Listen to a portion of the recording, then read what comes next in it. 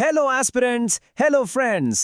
வாங்க SSC MTS எக்ஸாம்ல இங்கிலீஷ்ல நாம அடிக்கடி செய்யற 5 தப்புகள் அதெப்படி ஒரு சாம்பியன் மாதிரி சரி பண்ணி ஃபுல் மார்க்ஸ் வாங்குறதுன்னு பார்க்கலாமா?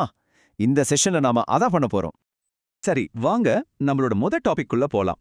இது ரொம்ப பொதுவான தப்பு, ஆனா ரொம்ப ரொம்ப கிரிட்டிக்கல். அதாவது மேக், லெட் மாதிரியான சில வெர்ப்ஸ் இருக்கு. இதுக்கப்புறமா நாம டு அப்படின்ற வார்த்தையை யூஸ் பண்ணவே கூடாது. இது ஒரு கோல்டன் ரூல், மனசுல நல்லா பதிச்சுக்கோங்க. இப்போ இந்த ஸ்லைட பாருங்களேன். ஒரு மேஜிக் மாதிரி இருக்குல்ல. கரெக்டான யூசேஜ் எது, தப்பானது எதுன்னு பக்கத்துல இருக்கு. எக்ஸாம்ல உங்களை குழப்பறதுக்கு அவங்க இப்படித்தான் செட் பண்ணுவாங்க. பாருங்க, தே லெட் மீ கோ இதுதான் சரி. They let me to go தப்பு. அதே மாதிரி ஷீ மேட் ஹிம் ரிப்பீட் சரி. டூ போட்டீங்கன்னா அவ்வளவுதான், மார்க் போயிடும். ஜாக்கிரதை. இன்னும் சில உதாரணங்களை பாருங்க. Made him repeat, made me cry, let the fire go. இதுல எதுலயுமே டூ இல்ல, பாத்தீங்களா? ஆனா இங்க ஒரு முக்கியமான ப்ரோ டிப் இருக்கு, நல்ல கவனிங்க. இதே சென்டென்ஸ் பாசிவ் வாய்ஸ்ல வந்தா, அதாவது he was made அப்படின்னு ஆரம்பிச்சா அப்போ மட்டும் நாம டூ யூஸ் பண்ணணும். he was made to clean the floor. இது ஒரு செம்ம ட்விஸ்ட் இல்லையா? எக்ஸாம்ல இந்த மாதிரி இடத்துல தான் நாம மாட்டிக்க வாய்ப்பு இருக்கு. சோ ரொம்ப கவனமா இருக்கணும். ஓகே, நம்மளோட அடுத்த ரூலுக்கு போலாம். இதுக்கு பேரு த நியரஸ்ட் சப்ஜெக்ட் ரூல். அதாவது நைதர் நார் இல்லனா ஈதர் ஆர் மாதிரி ஜோடியா வார்த்தைகள் வரும்போது வேர்பை எதை வச்சு முடிவு பண்ணணும்?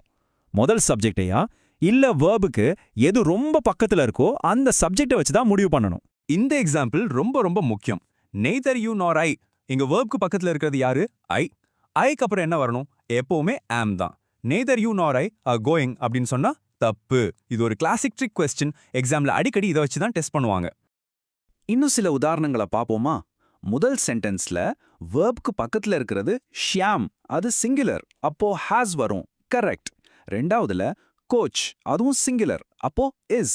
மூணாவதுல வாட்டர், அதுவும் சிங்குலர், அப்போ வாஸ். பாத்தீங்களா எவ்ளோ ஈஸி? ஒவ்வொரு முறையும் வேர்ப்க்கு பக்கத்துல இருக்கிற சப்ஜெக்டை மட்டும் பாருங்க, ஆன்சர் தானா கிடைச்சிரும். ஓகே, நம்மளோட அடுத்த டாபிக் இது ஒரு classic fill in the blank step.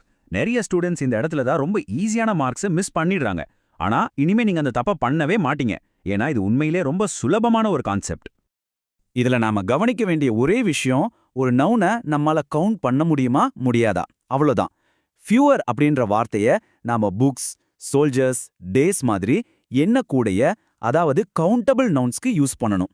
Less அப்படின்ற வார்த்தைய சுகர், வாட்டர், டைம் மாதிரி எண்ண முடியாத அன்கவுண்டபிள் நவுன்ஸ்க்கு யூஸ் பண்ணணும். சிம்பிள் இல்லையா? எக்ஸாம்பிள்ஸ் பார்த்தா இன்னும் கிளியர் ஆயிடும். புக்ஸை நம்மால 1, 2ன்னு எண்ண முடியும், அதனால ஃபியூவர் புக்ஸ். சுகரை எண்ண முடியுமா? இல்ல, அதனால லெஸ் சுகர். நாய்ஸ், அதாவது சத்தத்தை எண்ண முடியுமா? முடியாது, அதனால லெஸ் நாய்ஸ். சோல்ஜர்ஸை எண்ண முடியும், அதனால ஃபியூவர் தென் 50 சோல்ஜர்ஸ். இந்த ஒரு சின்ன லாஜிக்கை மட்டும் புரிஞ்சுக்கிட்டா போதும். அடுத்ததா நாம பார்க்க போறது use to versus is use to.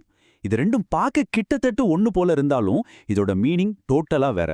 ஒரு சின்ன வார்த்தை ஒரு சென்டென்ஸோட மொத்த அர்த்தத்தையும் எப்படி தலைகீழா மாத்துதுன்னு பாருங்க. இது பாஸ்ட் ஹேபிட்ஸ்க்கும் பிரசன்ட் ஹேபிட்ஸ்க்கும் உள்ள வித்தியாசம். சிம்பிளா சொல்லணும்னா, யூஸ்ட் டு கூட வேர்ப் வந்தா அது ஒரு பழைய பழக்கம். இப்ப அந்த பழக்கம் இல்ல.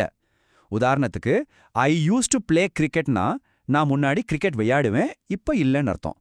ஆனா அதுக்கு முன்னாடி இஸ், ஆம், ஆர்ல ஏதாவது ஒன்று வந்து யூஸ் டுக்கு அப்புறம் வேர்ப் ஐஎன்ஜி வந்தா அதுக்கு அர்த்தம் இப்போ எனக்கு ஒரு விஷயம் பழகிடுச்சு.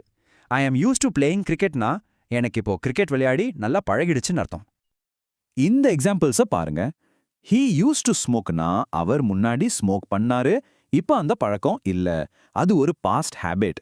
ஆனா she is use to driving in heavy டிராஃபிக்னா அவருக்கு டிராஃபிக்ல வண்டி ஓட்டி இப்போ பழகிடுச்சு, இது ஒரு பிரசன்ட் ஹேபிட். இந்த சின்ன வித்தியாசத்தை நீங்க புரிஞ்சுக்கிட்டீங்கன்னா மார்க்ஸ் உங்களுக்கு கன்ஃபார்ம். சரி, நம்மளோட அடுத்த டாபிக் ஹேட் பெட்டர். இந்த வார்த்தையை நாம எப்போ யூஸ் பண்ணுவோம்னா, ஒருத்தருக்கு ஒரு ஸ்ட்ராங்கான அட்வைஸ் இல்லனா ஒரு வார்னிங் கொடுக்கும்போது. இதுல ஸ்டூடெண்ட்ஸ் ஒரு பொதுவான தப்பை அடிக்கடி பண்றாங்க. அதை நாம இப்ப சரி பண்ணிடலாம். எக்ஸாம்பிள்ஸ் பாருங்க. You had better consult doctor. நீ டாக்டர் கிட்ட போறது நல்லது. We had better leave now. நாம இப்ப கிளம்புறது நல்லது. இதெல்லாமே ஒரு ஸ்ட்ராங்கான அட்வைஸ். இதுல எங்கேயாவது டூ வந்திருக்கா? இல்ல. அவ்வளவுதான் விஷயம். சரி, இப்பதான் அசலான ஆட்டம் ஆரம்பம். நாம இவ்ளோ நேரம் கத்துக்கிட்ட எல்லாத்தையும் டெஸ்ட் பண்ணி பார்க்க போறோம். இது உங்களுக்கான ஒரு குட்டி சேலஞ்ச். ரெடியா? இந்த சென்டென்ஸை நல்லா படிச்சு பாருங்க. You had better to take fewer water during the long trek. இதுல நாம இப்ப படிச்ச ரூல்ஸ் படி 2 தப்புகள் இருக்கு. அது என்னன்னு கண்டுபிடிங்க பார்க்கலாம். கொஞ்சம் யோசிங்க. நான் உங்களுக்கு ஒரு சில செகண்ட்ஸ் டைம் தர்றேன். கண்டுபிடிச்சிட்டீங்களா? சூப்பர். வாங்க சரி பார்க்கலாம். தப்பு நம்பர் 1, had betterக்கு அப்புறம் to take வரக்கூடாது, take தான் வரணும். தப்பு நம்பர் 2, வாட்டர் அன்னோது uncountable, எண்ண முடியாது. அப்போ fewer வருமா? வராது, less தான் வரணும். அப்போ கரெக்டான சென்டென்ஸ் என்ன? You had better take less water during the long trek. நீங்க இது சரியா கண்டுபிடிச்சிருந்தீங்கன்னா சூப்பர், உங்களுக்கு நீங்களே ஒரு தட்டு கொடுத்துக்கோங்க. நீங்க ரூல்ஸை ரொம்ப நல்லா கத்துக்கிட்டீங்க. ஆசம். பாத்தீங்களா, இந்த ரூல்ஸை நீங்க மாஸ்டர் பண்ணிட்டா போதும், எஸ்எஸ்சி எம்டிஎஸ் எக்ஸாம்ல இங்கிலீஷ் செக்ஷனை ஈஸியா மாஸ்டர் பண்ணிடலாம். ஒண்ணே ஒன்று ஞாபகம் வச்சுக்கோங்க, பிராக்டிஸ் பிராக்டிஸ் பிராக்டிஸ். அதுதான் உங்க கான்ஃபிடன்ஸோட சாவி. இதே எக்ஸாம்ல உங்க ஸ்பீடையும் அக்யூரசியும் ராக்கெட் வேகத்துல அதிகமாக்கும். இன்னைக்கு ரொம்ப ஈஸியா தப்பு பண்ற 5 இடங்களை கன்ஃபார்மா மார்க் வாங்குற 5 இடங்களா நீங்க மாத்திருக்கீங்க. Well done. சோ உங்களுடைய அடுத்த மாஸ்டர் பிளான் என்ன? இதே எனர்ஜியோட உங்க ப்ரிப்பரேஷனை கண்டினியூ பண்ணுங்க. All the best.